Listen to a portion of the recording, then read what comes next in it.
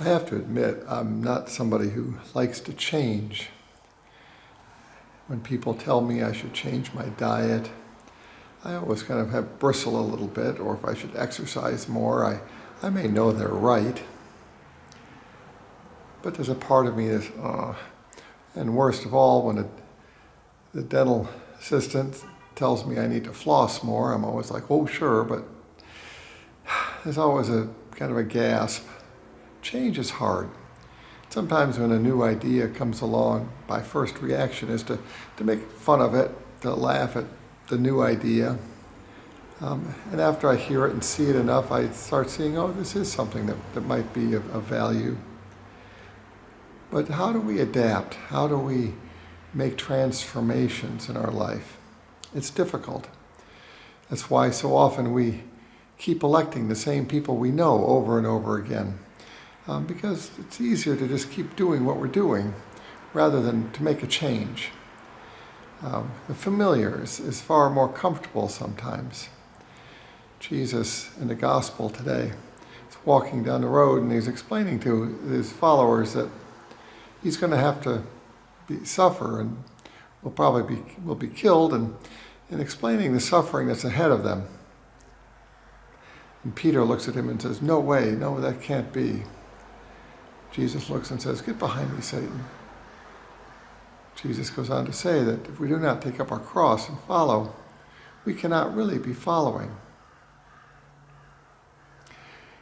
It is important that we accept the journey that's before us. I am right with Peter. I would be there fully saying the same thing. I pray for people over and over again when they're traveling to have a very uneventful trip. I pray for my children that everything would kind of be an easier life for them, that things would go well for them, that they could prosper, that everything would be fine. It is hard to allow people to go through the suffering they need to go through, or to face the changes that they go through. And yet it is through the hardships, the challenges, the changes, the ways we adapt that we grow.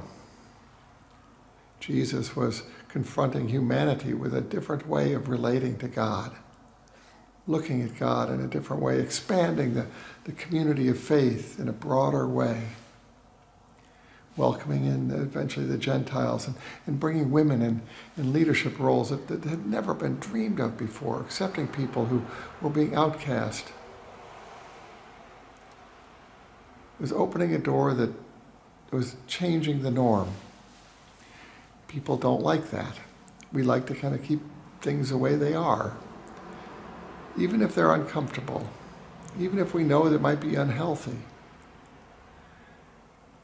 The response that was given to Jesus when he was challenging, because it affected people's very livelihoods. His suffering, his death. And then it's coming back and saying, I'll go through this suffering. I'll go through the suffering of this life with you. Because there is suffering in this life, there is isolation, there is hurt and wounds in the midst of our journeys. Jesus said, let's go there, not just in being happy with everybody all the time and being nice, but rather being honest, being truthful, being faithful, staying with people even through challenging times, letting go of old wounds and hurts, and discovering new people that I might not have liked before. I've discovered in my life that people that at first I kind of feel a little reserve, or maybe might feel like I might not like, turned out to be some of the best friends. We're called to not just find an easy way, not just to hold on to what we've always known, but to look for a deeper way, the honest way. And when we know we're being challenged to look at something in a different light, or maybe adapt our life because what we're doing might not be healthy or best for us or others. It's important that we at least take a gulp and say, I might need to change. I might need to adapt.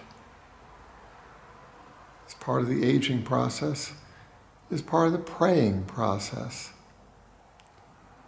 Let us find ourselves moving towards Christ in our full humanity, and not just coming to church to feel better and comfortable, but to grow, to discover who we are,